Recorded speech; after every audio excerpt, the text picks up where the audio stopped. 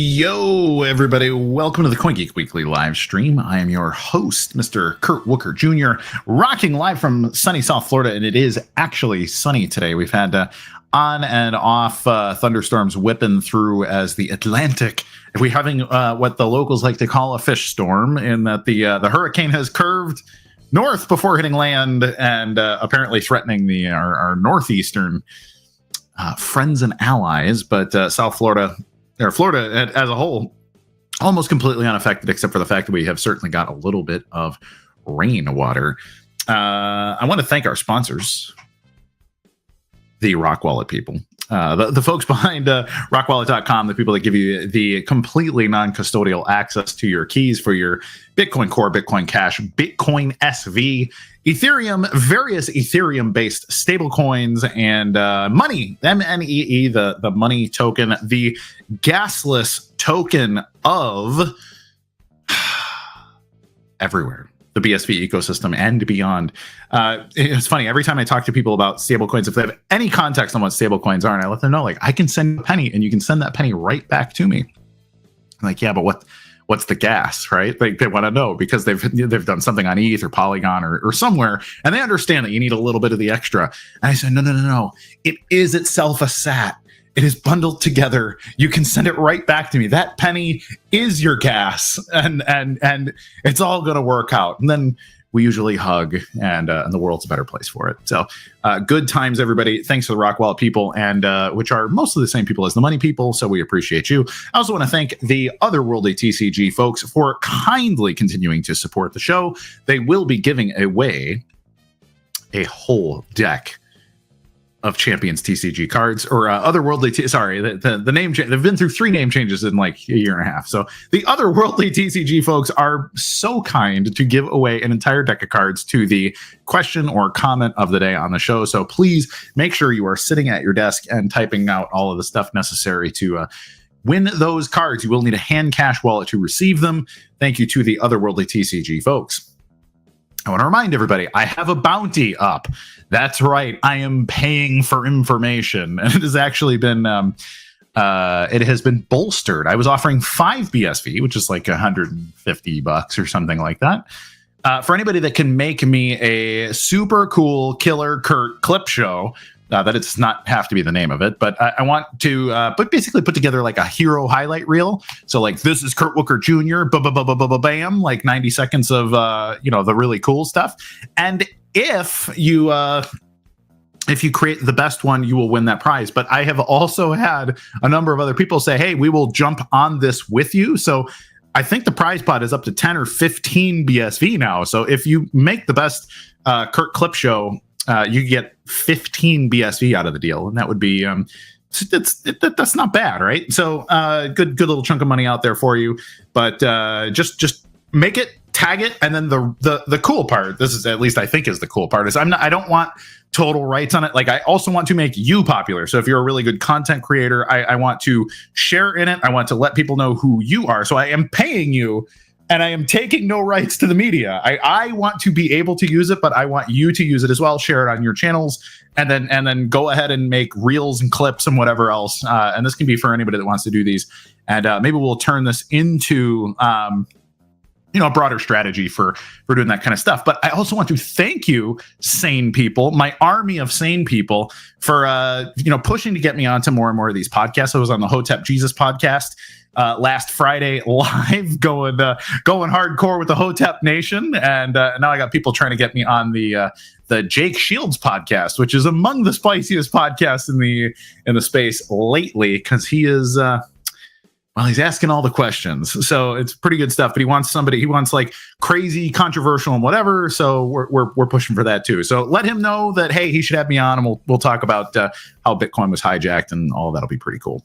I also released an article today. It is currently my pinned post.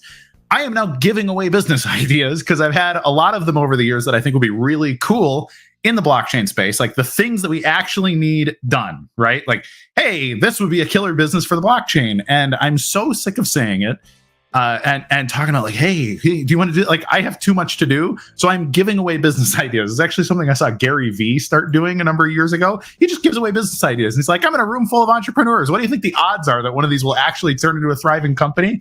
And then he likes to joke that it'll be none of them because there's a million good ideas and not a lot of people willing to work for them. So let's prove them wrong. Let's take their really good ideas and turn them into cool businesses. But I talk about taking your genetic data and turning it into a tokenized asset, real world assets on the blockchain.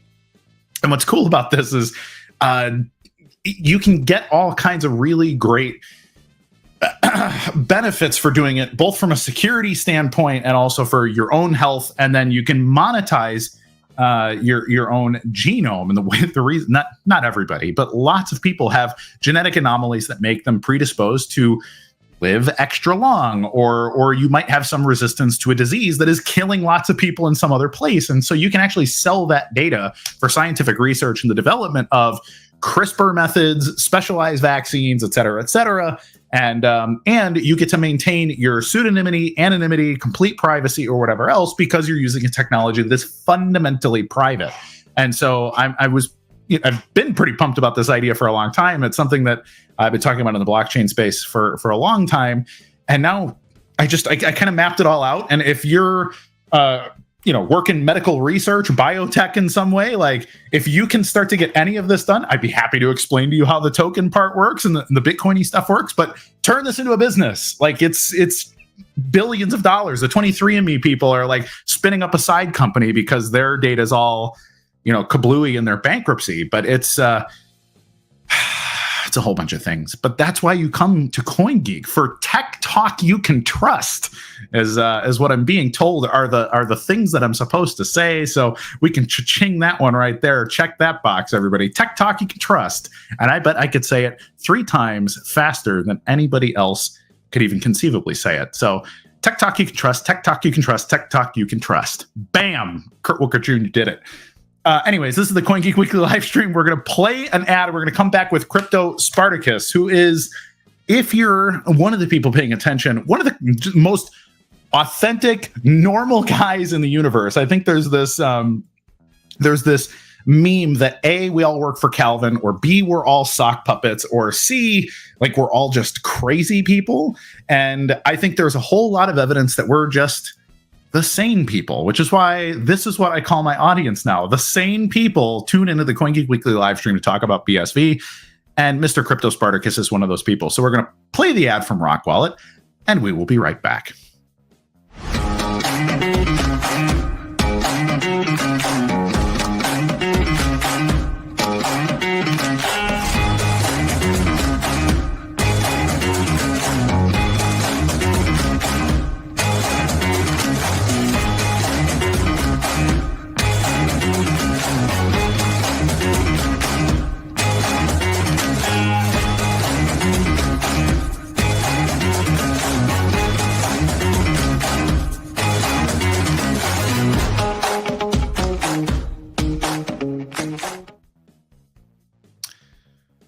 Mr.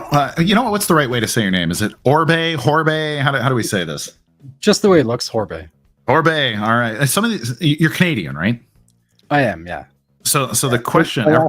The last name is Ukrainian. Okay. All right. That makes sense. Well, you get the French Canadian guys, and like I have a guy whose last name is, to me, I read it Hebert. He's like, Kurt, I'm in French Canada. It's Hébert. I'm like, man, I'm not doing that. Yeah, just the way it sounds. Just the way it looks. Good stuff, man. So, Chris or Christopher, what do you prefer? Either one. Christopher. All right. That sounds great. Let's start with your Bitcoin story. I watch your content. I actually really love your content because it's peaceful, it's authentic. Like you walking in the woods and having lucid thoughts about Bitcoin is like super refreshing to me. In the grand scheme of content production. Like, again, I said it in the intro, a normal guy having normal thoughts about Bitcoin, but I would love to hear what was your first introduction to Bitcoin? What did you like about it? What did you hate about it? And how have you ended up here? Let's hear your Bitcoin origin story, please. I'm pretty like I can't accent. I'm not entirely sure where I heard about it first. I'm pretty sure that I heard about it through the Cummer meetings that I used to attend in Canada. Hmm. So I was just someone who used to attend these meetings for the Committee on Monetary and Economic Reform. This was a citizen-led group in Canada that we tried to sue our government, the government of Canada, Nice. to reinstate the Bank of Canada to its original mandate. Very cool. So I kind of got a bit of exposure to, I don't know, just how the banking system worked initially. Like during the 2008 financial crisis, I got really interested in how our banking system worked, just because I saw that the impact banks messing around the market had on everyone's lives. So I kind of wanted to understand that better. It was something I didn't know a whole lot of, as being someone who's pretty much just fresh out of high school around those times. Yeah. And I think I was a university student when I got into how our banking system worked. So I was just a young man trying to figure out how the world worked. And I was fortunate that I discovered these people who were trying to sue our government. And a lot of those people were really at the forefront of all of that. So I think one of the guys had like a copy of the Bitcoin white paper at one of the meetings they used to have in Hamilton, Ontario. Sure. Someone had like a copy of it and they were showing other people and they were speaking about it really enthusiastically. I don't think I stopped and talked to him a whole lot, but I saw him talking with people and trying to sell other people on the idea that this was this great new thing. And I think from that, I went home and I looked it up and I read the white paper. So that would have been really early on, like right when it came out, probably in 2009 or so. But I didn't get it. I was not a tech person. My background was in biology. I went to university to study biology, so I was not a tech person by any means. Sure. All of the technical aspects of the white paper went completely over my head at that time. So, but I did get it stuck in my head that this was supposed to be digital cash. And I think I went to school a couple of years later, and I went to school to be a paramedic, and I completely stopped paying attention to all of that stuff. I mean, there's people like Jeff Berwick in Canada who were talking about it early on quite a bit. And I remember definitely hearing about it from him a lot, probably predominantly from him early on. But I completely stopped paying attention to that when I went to school. And then it was a few years later in 2015, I graduated and I started paying attention to things again. And I started getting interested in mining. So cool. From there, I was fortunate that I wasn't really paying attention during the Bitcoin Civil War. It was kind of something that I kind of paid attention to as a side interest, but wasn't really the focus of anything. I wasn't studying it to really understand it back then. I was just one of those guys who kind of followed the hype train of this shiny new thing. Yeah. And again, having the exposure from working in banking reform in Canada, I saw like the value of that. But it wasn't probably until 2019 or so that I really started to get interested in the space again. And with Bitcoin SV in particular, it was like with ordinals, when ordinals popped up on BTC, I was like, oh, this is going to have to change people's minds. Like when people start realizing that there's all these interesting things that you can do with Bitcoin, they probably start to figure it out. And it hasn't panned out that way. It kind of did. It's funny because I had the same thing. Like ordinals popped up on BTC, and I said the same thing. I was like, they're going to get it. They're going to see why this is cool. And they're going to be upset that it doesn't work very well on BTC. And that happened. But then, now they're still bickering about it. Now it's the Knots war versus the core people and whatever. And it's like, guys, they're never going to let you have OpCat and all this other stuff on BTC. They're going to argue about it forever and they're going to kick you off the ship as soon as they can.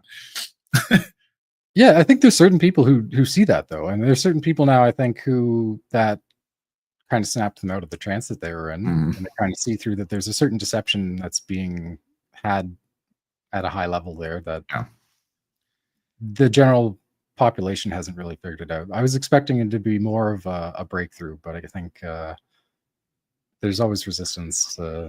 It's a slow burn. I think. Well, it's interesting because I get.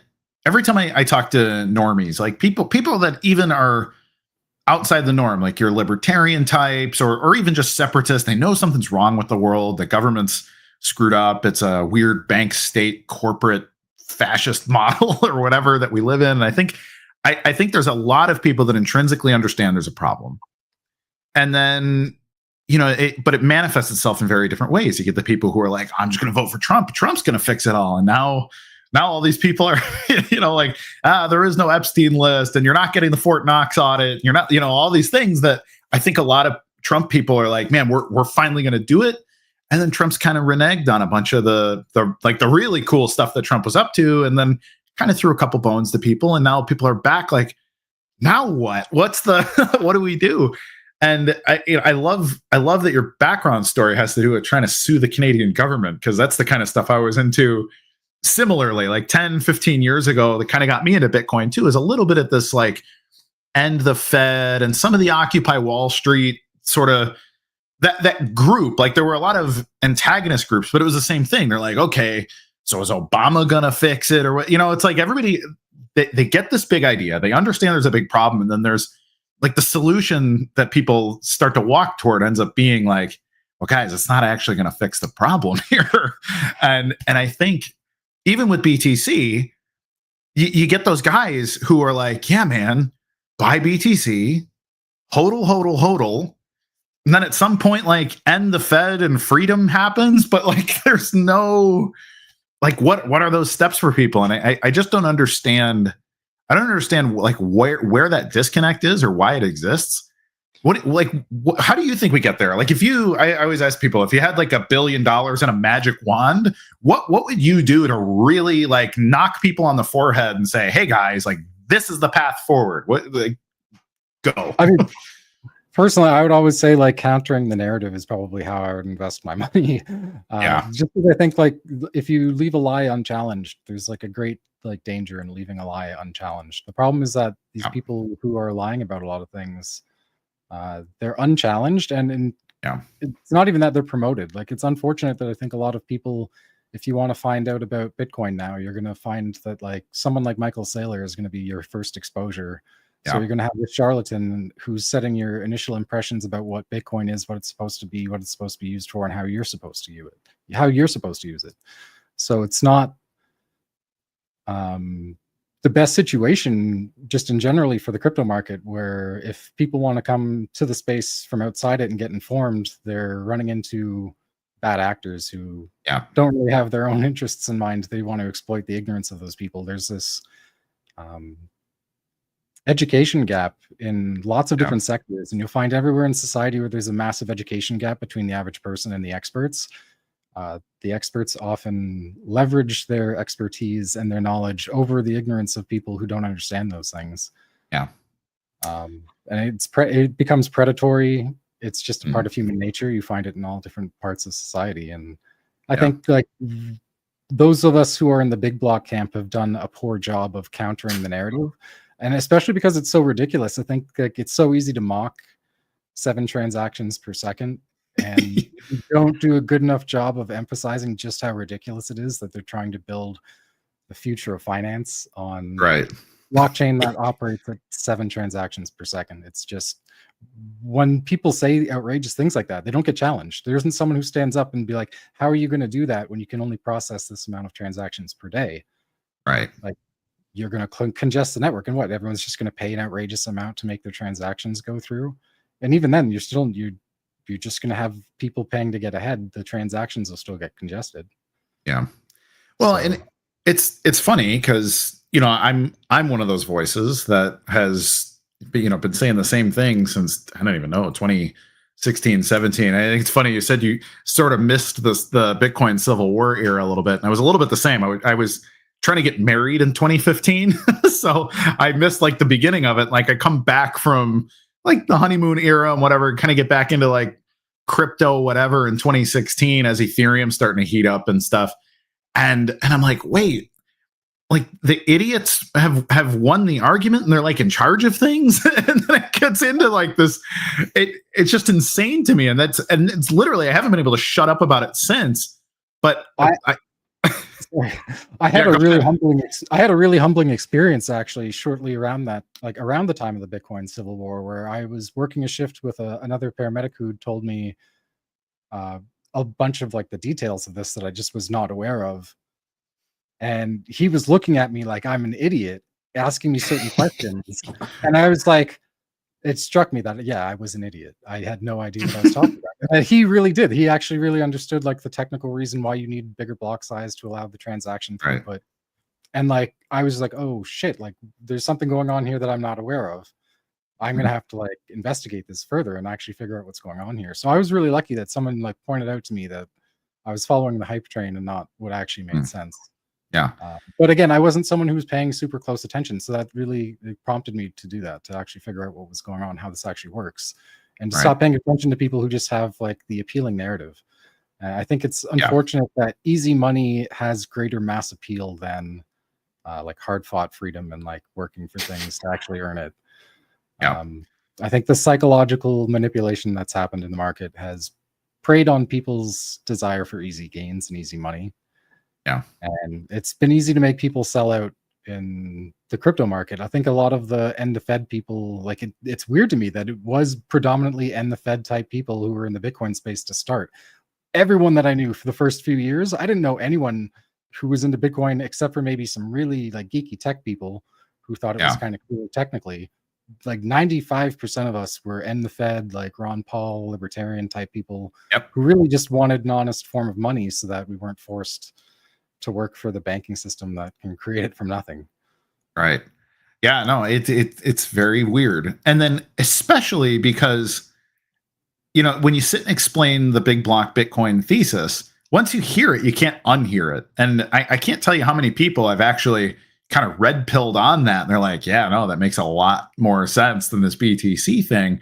And so I and even still, like to this day, I'm like, look, if I just keep telling people and they keep telling people, like this will get its own legs, because it's just the most basic, accurate way to handle the tech and the incentives and all this stuff. And like, you have to have all these weird schizo conversations that even make BTC work from a narrative standpoint. But I think you're right in that it's so much easier to pitch the easy money. It's like, especially because of the price. They're like, look, man, I bought some 3 years ago at 40 grand or 50 grand or whatever. Look at me, I've doubled my money. And you know, and so that just becomes the whole story for the kind of people that are like, look, man, I work 40 hours a week and commute for another 15 hours a week. I mean, I don't have any friggin' time. Like I'm barely paying my rent or my mortgage or whatever. And so it just kind of has become this maybe opportunity to get out of the rat race by becoming rich. And I think that's kind of the spin on it, like more freedom and, you know, no longer being a slave to the system. It's been turned into, yeah, we're not gonna burn down the banking cartels or any of that. But if you're just a lot richer, that's you being more free. And then I think it gets its own legs from there. And I get why it's an easier sell. But what's your experience like in your real life? It sounds like you have a friend or a colleague who's a big blocker. Do you do meetups? Do you talk to more people? Like, when, you know, if you're explaining Bitcoin to people in real life, how many people just tell you, no, you're just wrong, Chris? Or do people just jump in when you explain it to them well? I actually find that it's easiest to get through to people who have like almost no exposure to the space. So if you go and you introduce someone who's like a complete no coiner who knows very little, they're more receptive to what I'm trying to tell them about the space, because if you introduce utility to them as the selling point rather than price speculation, it adds this kind of depth to the conversation that isn't happening elsewhere. So like, wait, you're telling me we can do all these other things? It's not just gambling on the number going up or down and how much people are putting in at any given time. I think the problem is that there's like this cognitive dissonance that people experience where they have their expectations set by people like Michael Saylor. And that's the idea. They get the idea that this is what everything is about from people like that. And it's not really breaking through for us. Like, I think the problem with the big block camp is that we haven't been louder. We've kind of taken a defensive position as well, where I think we've taken the stance like we should be the ones defending ourselves, which is outrageous to me, because we've got something that will actually work. We should not be in a defensive position in the BSV. I think it's just one of those things where the price, I'm like, oh, the market has decided because the price is this. Okay, well, how much of that is tether manipulation? How much of that is price suppression? How much of that is just people playing games with the market and all the different ways that you can manipulate the market if you have an infinite money printer through either fiat or something like Tether to play around with it. So I would always say that like it's been a fault of the BSV camp to be so defensive in our position. We should be more attacking the small block camp, because again, if we just mocked it and ridiculed it more, I mean, when people in these small block camps make these outrageous statements about how it's the next financial system, if there was like a mob of people on all of their posts that they're making saying this is outrageous, how is this going to work when you can't put there's no enough throughput in your blockchain to make any of that functional, people would start to figure out, if like you saw all of these people calling out their bullshit every time that they say it, because it goes so unchallenged. People aren't challenging the lie. So I mean, if I had $1 billion and a magic wand, I would probably devote a lot of my money and effort to challenging the lies in all of these different sectors of society where I think there's a knowledge gap, where people exploit the ignorance of other people. Well, it's exploitative. It's kind of cruel. And then the sense of like finance, it's grown to such a I would honestly think that if you look at the people who established the Federal Reserve System or these central banking systems, they probably didn't think it would last 100 years. They probably thought we're going to have to like run away with this in like 10 years, and then people are going to figure it out and we're not going to be able to get away with this. But then they figured out how to like manipulate people to keep the system going. And I think that really is why you had people like Aldous Huxley in the 30s warning about the type of like scientific management of the human mind that I think, I mean, that was almost 100 years ago that he was warning about that. If you look at how like the science in those fields has advanced, and now you have AI that can track everyone and use all that data that they're collecting from social media to really manipulate where people's attention is going. I mean, it becomes very easy for people who control the social media algorithms to make sure that something doesn't trend or to make sure that it does. No, it is. It's fascinating to see.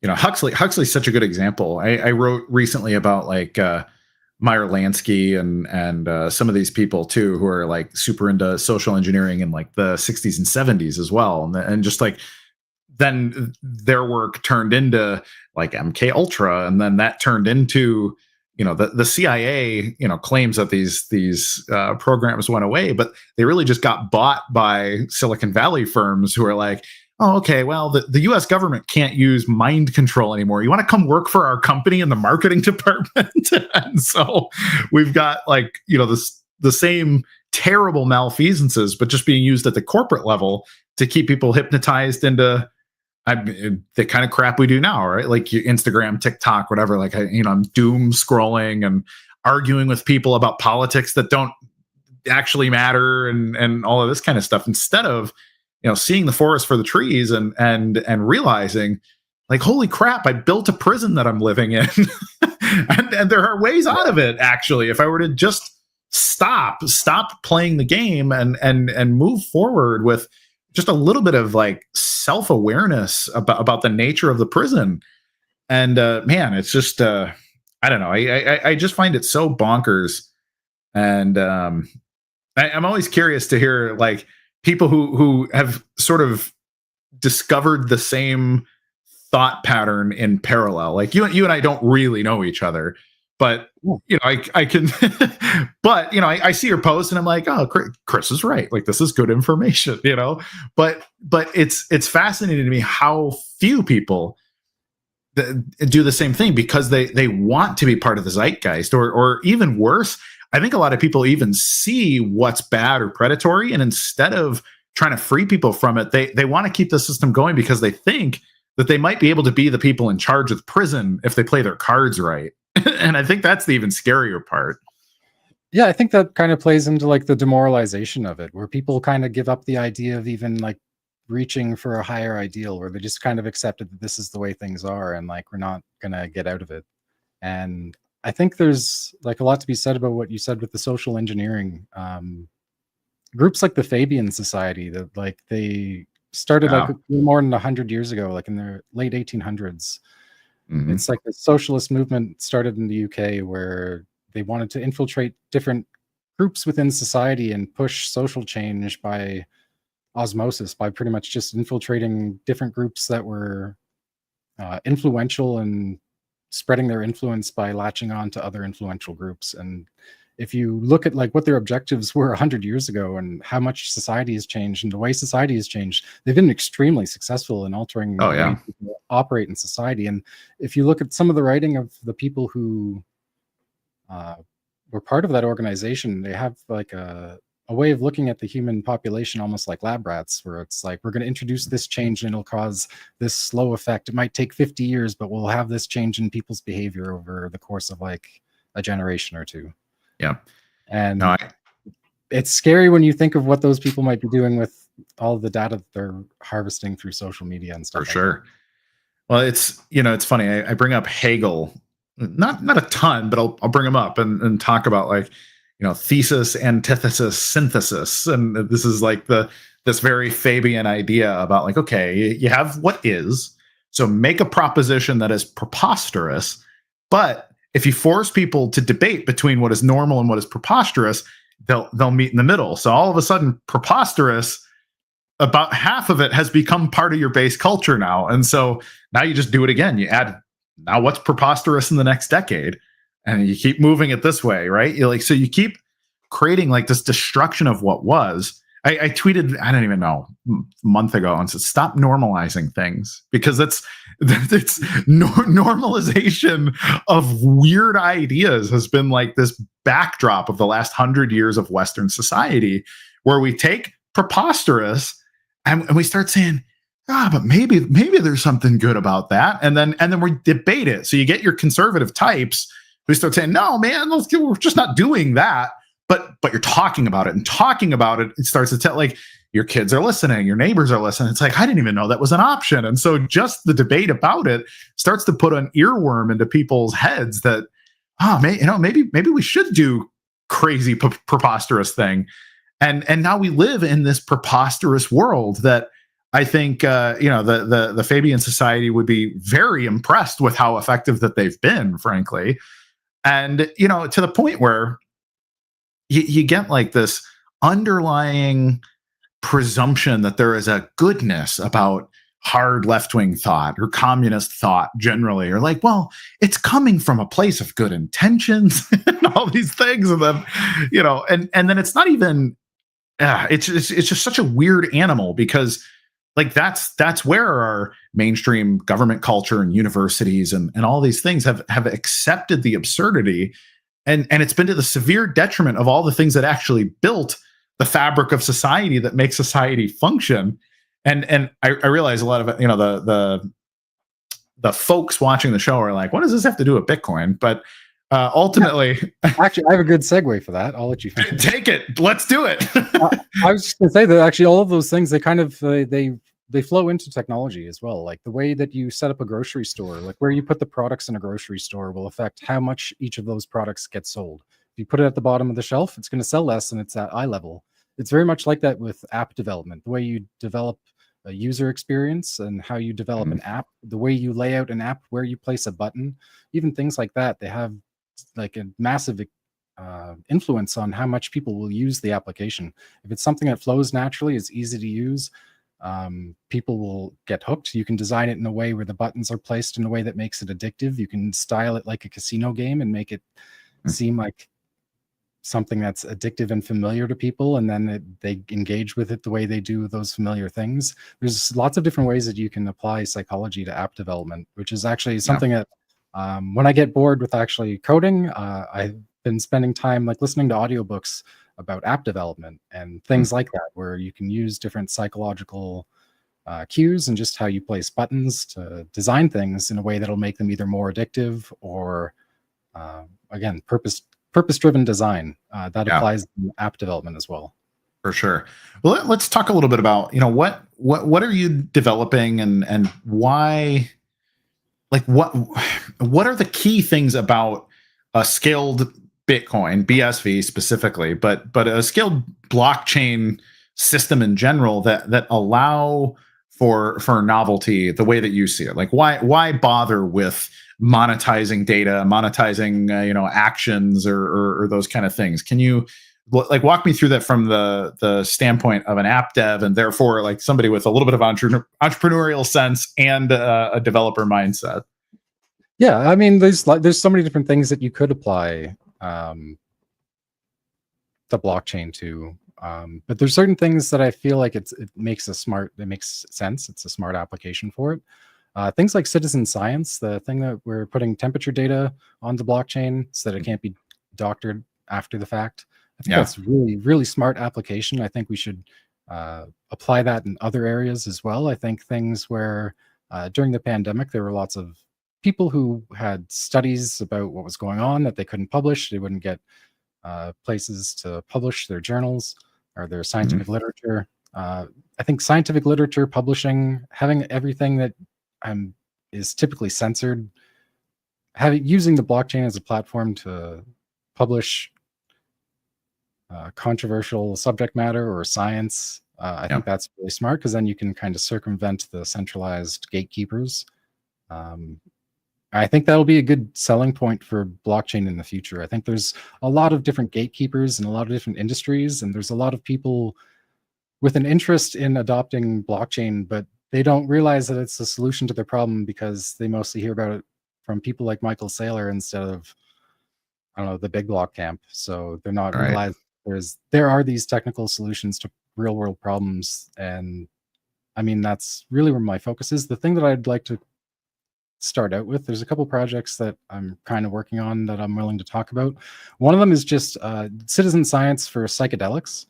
I think it's one of those things where 10 years ago, when I talked to paramedics about MDMA therapy or psychedelic therapy for treating post-traumatic stress disorder, people looked at you like you had two heads on. And there's a lot more acceptance of that now. There's been a lot more mainstream acceptance of it, mainstream discussion about that. I think it would be wise of those of us who are building in the blockchain space would be wise to kind of hop on certain bandwagons that we think are going to explode in popularity. I think that's a sector that for a lot of different reasons will grow in the healthcare sector. You'll have a lot of different and a lot of investment into that space as well, because it's like a new field within medicine that's, again, because of centralized gatekeepers, been closed off for a long time. And I think opening that up is going to bring a lot of investment with it. And it's something where I think it's a good way for BSV to kind of hop on the popularity of other things, make something like Arrowhead, where people have like reports of their own personal experiences with these things and have it kind of documented on chain. That could be a smart way to coast on the popularity of other things that are going to become more popular in the future. So I think I would like to develop things that are going to become popular. I mean, something where like there's already an interest in something else, mix it with blockchain and do it in a way where people don't even care. Like they don't even really care that the app is using the blockchain. It's a good app and it serves a purpose. Exactly. It's funny. So I'm in the middle of writing a series. I put the first one out today about genetic data, because your data is out there in somebody's database right now, and you should own that data and be able to sell it or lease it or whatever, like to your own benefit. And right now it's just, whatever. You got 23andMe selling it to who knows who and whatever. But my next one was kind of based on that. I'm super into like biohacking and CRISPR and peptide therapy and anything like that. Like we're looking at testosterone of the average male is like 50% of what it was just 30 years ago. And so the question is, well, why? And then what's the impact of that? And it could just be like, everybody's balls are full of microplastics or something just because everybody wore too much polyester. Or it could be like totally predatory, purposeful, like, well, if we just lower everyone's testosterone, they'll be more docile and they'll be easier to govern, right?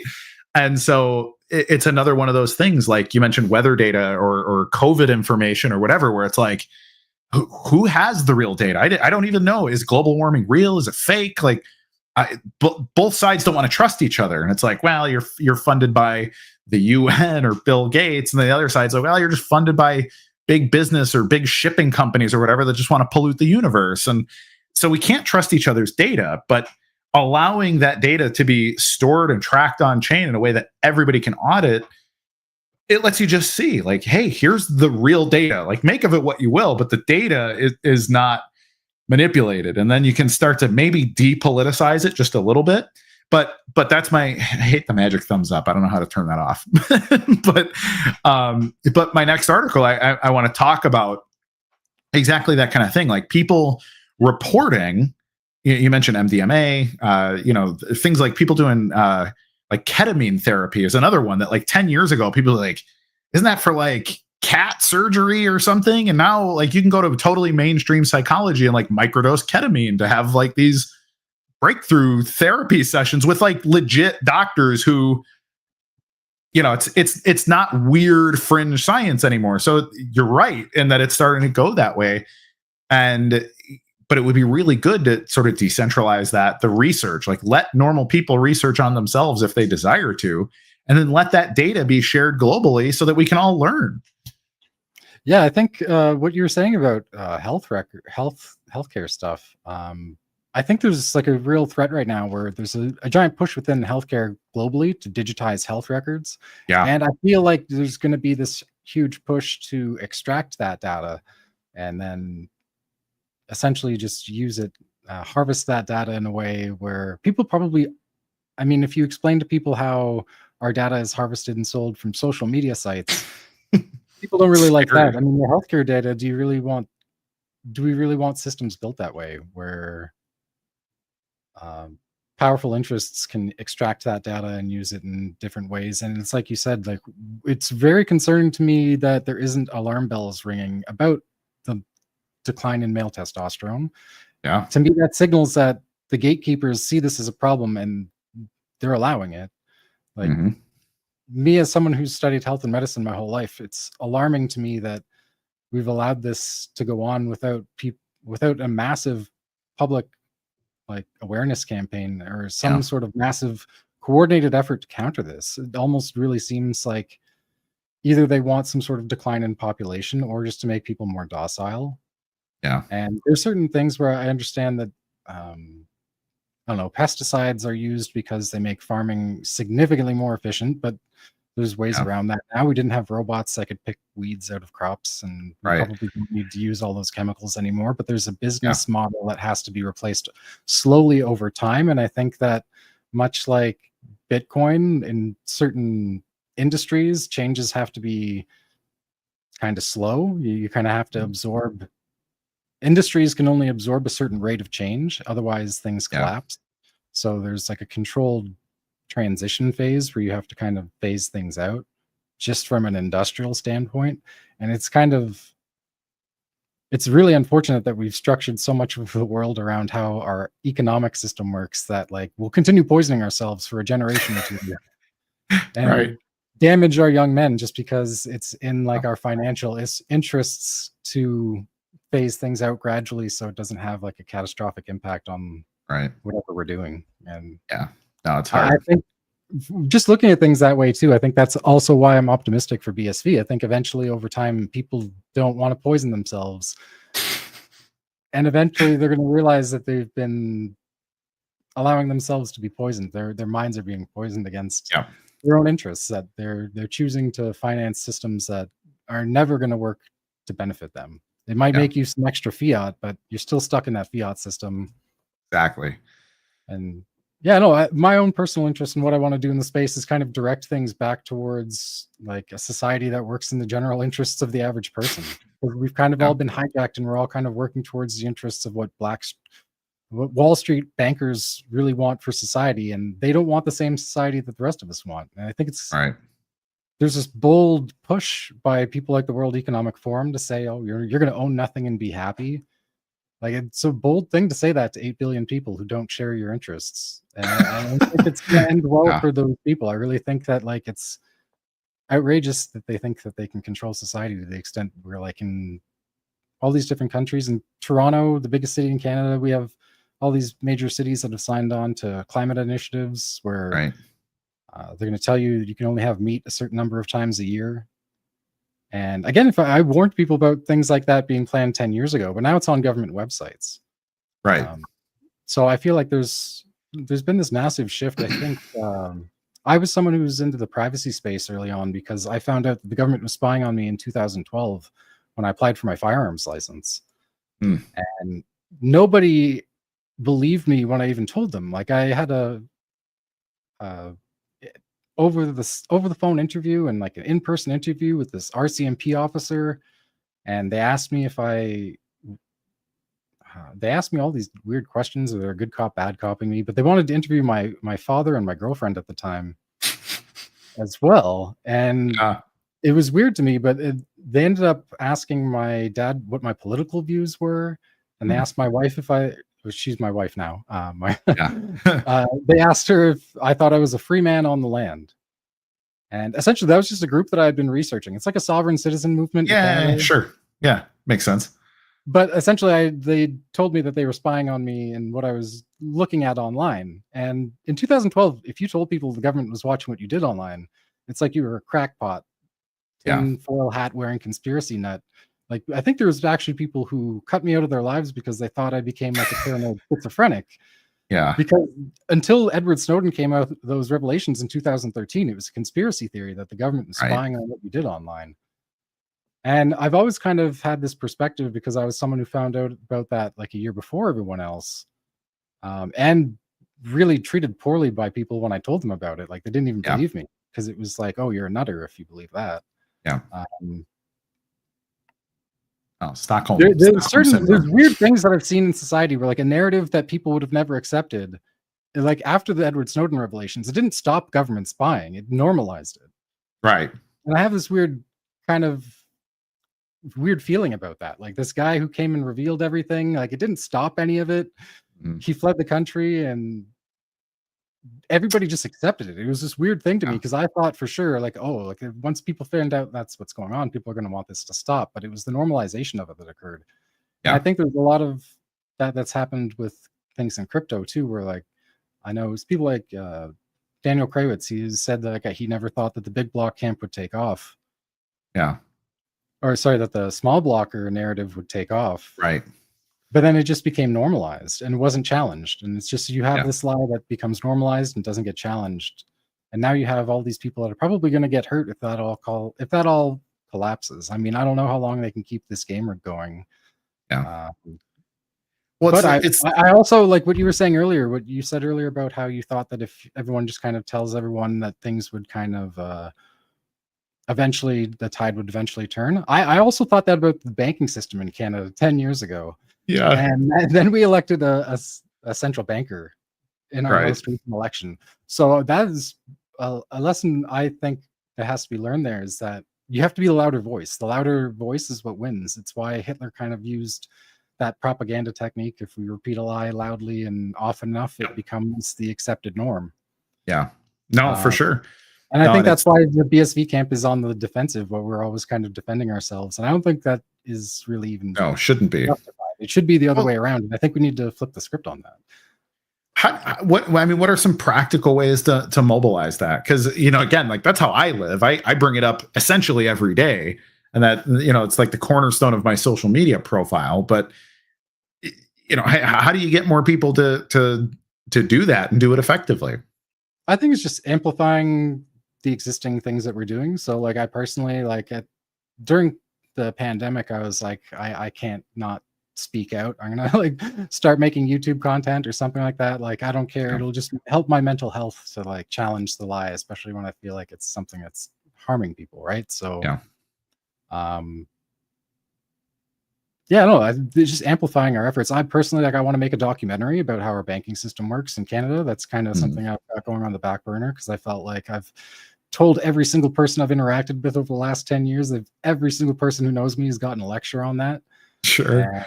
And it doesn't do enough. Like you need to get through to people in a bigger way, or like really spell it out to them in a way that they can't argue with it or play those mental games where like those cognitive dissonance. I think a lot of people aren't sure what to do with it. Like that's been my thing too. I explained like the history of the Fed and all this stuff, and hey, here's what happened at Jekyll Island, and here's all the here's what the IRS does, and here's why they're in Puerto Rico, and blah blah. And like you get into it, and like it's compelling, it's interesting information, it's engaging, it's the kind of thing that's like fun to watch in a documentary and be like, wow, I can't believe all that happened.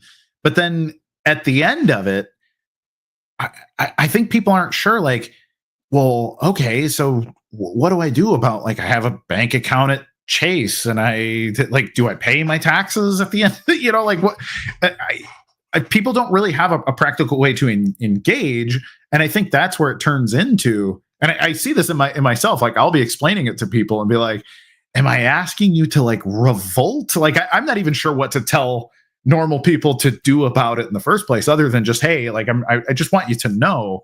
But what do you think? I mean, how can we give people tools to make even just one step in the right direction with some of that information? Well, I think that's just it. Like selling them like a brighter picture for their future than the one that's being painted for them now, which I think is super easy. Like, if you look at everyone, if you ask people what they expect society to turn into within the next 5 to 10 years, people largely expect us to become this hyper surveilled surveillance, Sure. like a totalitarian society with AI and surveillance everywhere. Yeah. That's not really a future that, if you were designing a future for yourself, that you would design for yourself. Mhm. That's more like if you had everyone in society working for you and you wanted to keep it that way, the type of society that you would create, which again, I don't think people are going to go along with that. I think there's certain people who really want that, but there's so few. Like the average person, most of us don't want to live that way. It's going to be very hard to compel and force and brainwash people into accepting that. Yeah. I think we're seeing a big backlash in general. The thing that concerned me is that war would be the ultimate pretext for that. If you had especially a modern war between global powers, that would be the justification for, all right, everyone needs to have a digital ID now. Do we make sure that you're not some like enemy of the opposing force? Like that is, I think, the biggest threat that the people who have built up the existing system, I mean, they control the banks and the militaries of a lot of the of most of the planet now. So, I mean, they can make that happen if they want to. And I think it's empowering to us that we have blockchain. I think we've really misused it. I think the best selling feature to get people into blockchain is that we can build systems that aren't controlled by the very wealthy who want to control all of society and craft it to their own liking at the expense of everyone else. Like we can actually take power back that we've wrongfully been tricked into giving away. Like I think a lot of this, I don't like pointing fingers at the elite more so because I think that it's more of our own design that we've done this. They've really tricked us into giving away all of this power to them, and it's on us to take that back. And I think creating technologies that give that power back to people is like, that's really what I want to do, but it's also fairly threatening. There's certain things that I want to create on chain that I won't talk about. I'll just release it. And there's certain things like even in outside of tech as well, releasing certain technologies that threaten established industries. It just won't happen. I forget that there's a certain law in the United States that allows them to pretty much classify patents. And I was someone who, when I was younger, I got really into magnetism and really interested in that. And I found that there's certain fields within physics that if you make a big discovery, you either have to stay silent about it and like play with certain intelligence agencies that kind of keep the lid on certain things, or people will just wind up dead. I know there's a lot of different researchers like I mean, I'm not surprised. People who've made groundbreaking discoveries in like plasma batteries have a a suspicious rate of disappearing, or ending up dead under suspicious circumstances. Right.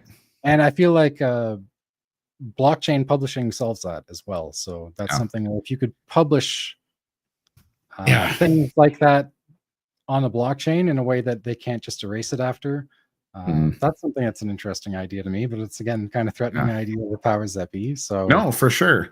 Well, I think eventually people will discover that there's a lot of things that you can do with blockchain that are threatening to the powers that be, and that's why they've crafted this massive casino to distract everyone with the appeal of fast gains, so that you don't get these ideas. You're just chasing fiat gains. Yeah. Well, yeah, it's man, like peer-to-peer finance, peer-to-peer like communication, peer-to-peer internet in total, like the entire internet functioning in a peer-to-peer system, and like all of these things are hugely disruptive, and I think you're absolutely right. Like that's why it's like no, make lots and lots of money over here, like get a Coinbase account, like do the thing, like buy tokens, you're gonna get rich. And it's It is. It's like the testosterone problem, right? Like, how do we make these people more docile? And making them just a little bit more rich is a really good way to make them more docile. Because, I say, even myself, like I am very rebellious by nature. But now that I've got kids and now that I got a house, I'm a little bit like, if I get too spicy, it's going to start to become a problem where, if I disappear, then I've got to deal with the fact that, like, what wouldn't have been better for my kids to just have a damn dad? But then there's the flip side of that where it's like, but if I'm a coward about it, like, then what's the damn difference if I'm alive or dead for the sake of being a good influence on my children, And I think a Bitcoin truly scaled, it does. It allows you to be a pseudonym and to publish things that anyone can verify. And, like you said, like, breakthroughs in technology and science and peer-to-peer publishing, and then the ability to chat on chain about it such that it can't be shut down even by your WhatsApp people and your Telegram people or whatever, because they can still shut off their exit nodes and all of that stuff. But no, I think it's very wise of you to point out and to notice that. Of course, that's the reason why things like BSV get suppressed, like a truly scalable peer-to-peer system that allows for the permanence of data. Like, yes, it's a massive threat to not just, this is why I always say, it's not just the bank. It's big tech, big finance, big government, big everything. Big everything gets disrupted by truly big Bitcoin. And it's terrifying. And actually, we have like 2 minutes left here in the show. So, what are your closing thoughts? Where can people follow you? Again, like the $1 billion in magic wand. Like, do you want 10,000 subscribers on your YouTube channel, or people following you on X? Like, where can people engage with you and start to have these conversations in a more abundant manner? Yeah, you can follow me on YouTube. It's Crypto Spartacus on YouTube. On Twitter, it's Crypt0. So the O is a 0 instead of an O, but it's Crypt0 Spartacus on Twitter. Love it. But yeah, I don't know. My send off would just be that I don't know. Think for yourself, figure things out. Like, actually understand what you're invested in. If you're someone who's invested in the space, yeah, I think it's kind of a minefield of deception. Really, I think there's a lot of people that are just trying to deceive people into making money for themselves. Right. Telling people this idea that Bartcoin is going to be the next big thing. Like, I don't know. Just if you have to look at the market and look at what's popular, if you don't see it as like a giant joke that's been played on all of us for the sake of keeping down real institutional change, then like you're not really paying attention. Like, yeah. We've got to turn the ship around at a certain point. And I think it's incumbent on those of us who see that is what's happening to call out the bullshit and lies, because if it's not the people who see it that do that, it's just going to go unchallenged and remain unchallenged. So yeah, I like to call out the bullshit wherever I see it now. I think there are certain things where I let it slide for a while when I was younger, and the pandemic kind of just said, I'm just going to call it all out now. Yeah, healthy, that's it. Like, if there's no other way to be free, then that's the best way to be free in a mad world that's built like a prison, is to just say, you know what, I'm going to tell you the truth to your face, no matter how much it sucks. So I appreciate that. I'm someone who's done that for a long time, but again, like, just looking at things, we can all kind of just work out getting freedom for ourselves, but we're all just going to get backed into a cage eventually. So I kind of figured out a long time ago that, like, it's not the way forward to just get rich and like retreat to an island somewhere and, well, my family is comfortable, so I don't care that the rest of the world is a shithole. I don't want my kids to grow up in a world like this where most people are being coerced to give away an enormous portion of their lives to people who don't deserve it. And I definitely I don't want that to happen to my children, but I don't want it to happen to anyone else's children either. And I feel like if we all are just focused on looking after ourselves and our own children, we're all going to end up with this horrible system down the road where we're all kind of trapped in a system in a world that we would have never wanted for ourselves or our loved ones. So it's up to us to turn the ship around. Love it. I don't want like I don't want a big following of people. I think if I had that, I would probably stop making content.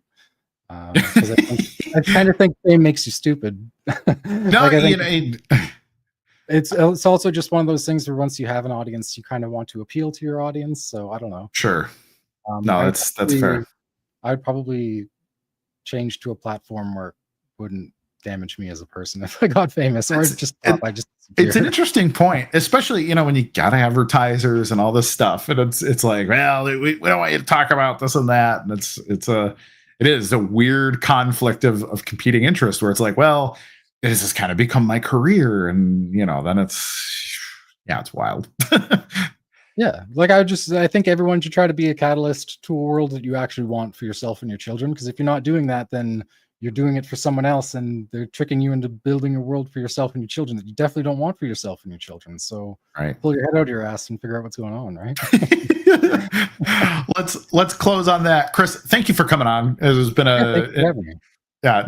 refreshing, enlightening talk, and talking about a lot of the sort of the predicate, like this is the why for Bitcoin. And I think we don't talk about that enough. So very cool. Yeah, it's kind of got caught in the wayside of everything else, unfortunately. Yep. But I mean, this is why everyone from the beginning got into it, which is sad. It's so sad that it's been swept by the wayside after so long. Yeah, if you told me at the start of this that all of these end the Fed crypto people at the very beginning would completely sell out and just abandon everything for fiat gains, I would have never believed that. But I also thought 10 years ago that we would never elect a central banker today. So. Yeah. Oh, I know. It's wild. You got to figure out how the game is played. We're being deceived terribly. Yeah. All right, Chris. Thank you. We gotta wrap. It's been real. Let's talk soon. Yeah. Thank you for having me. Thanks. All right. Take care. Take care. So let's bang out. We're gonna do the question of the day or comment of the day here, and let's talk. There's a few questions bouncing around in the troll box here too. So let's. Mr. Producer, as we choose a question, comment, blessing, cursing, or whatever of the day for the Otherworldly TCG card giveaway, let's grab a couple of these questions. I'll answer them real quick. I see a few people asking about this 400 BSV fee and some of this other stuff that's bouncing around. So let's comment of the day, and we'll be back to take a couple questions and close it up.